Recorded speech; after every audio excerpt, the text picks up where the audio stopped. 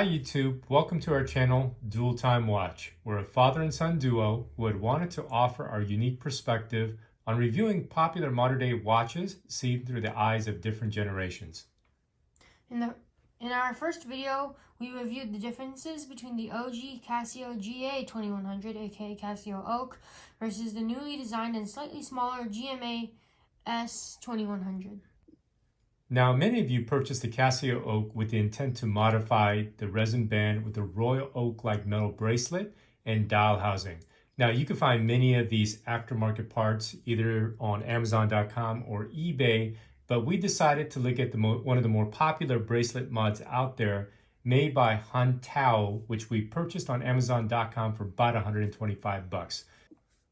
Now, unboxing this band comes in this pretty janky looking packaging, but inside it looks like they give you, which is a nice touch, all the tools necessary to modify the Casio-Oak with its aftermarket metal bracelet.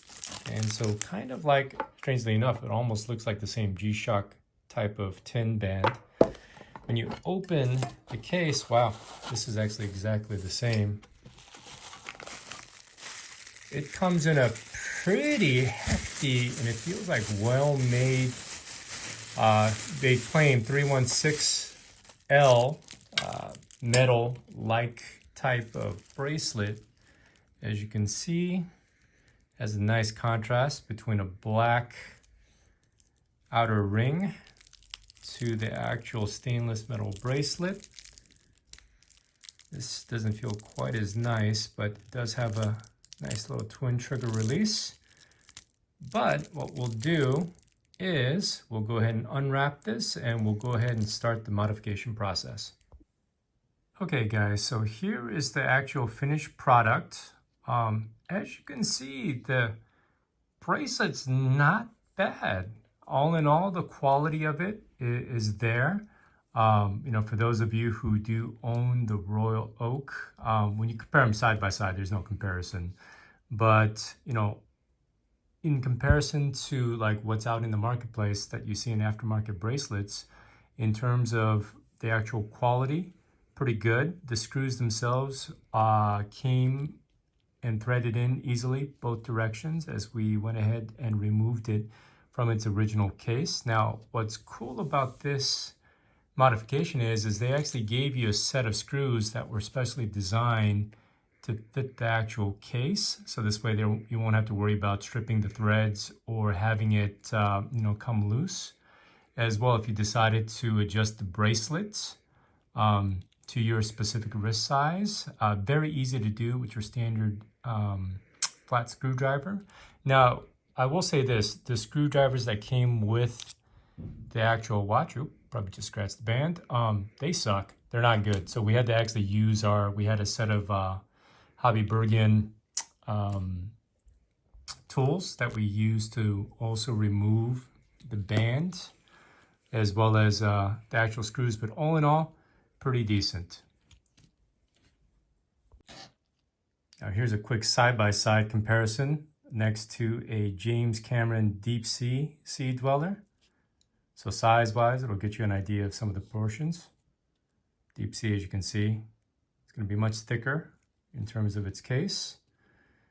But other than that, from a band perspective, I mean, the quality is not bad. I mean, there's definitely a difference, like when you wear this versus this this aftermarket bracelet. But all in all, pretty decent. All right, here's a quick wrist shot of the bracelet. Now, if we had our Royal Oak, I'd put this side by side, but we don't. So hopefully this will get you an idea in terms of the quality and the fit and finish. All right, so now that we have the final product, what do you think, son? What do you think of the modification? I think I like the metal because it's kind of shiny, plus it provides a little bit more of a contrast, but I think I like the original band just a little bit better because the metal seems also like it would be a little bit heavy too. Yeah, definitely heavy. It's going to add to the heft of it. All in all, I would have to agree with you, considering that what you get out the box with the resin band is supremely comfortable and light. This is a nice look though. I mean, I really do like this Gen 3 with the contrasting bezel. But, you know, for those who are on a budget like we are, this basically doubles the cost of the watch. And so I'm not so sure if it's, unless you're a real enthusiast and you want to get close to the Royal Oak as closely as you can from a looks perspective. The quality's there. So if you're looking to do the modification, I think it is worth it. But, you know, for ourselves, where we actually just like the design of the original G-Shock, I would leave it as is. And so from a quality perspective, I would give it 4 out of 5. There are some minor finish and feel that aren't up to the original, but considering that, you know, it's essentially a $125 mod, there's a lot of other things that you could do much worse for that price, but it does change the look quite a bit.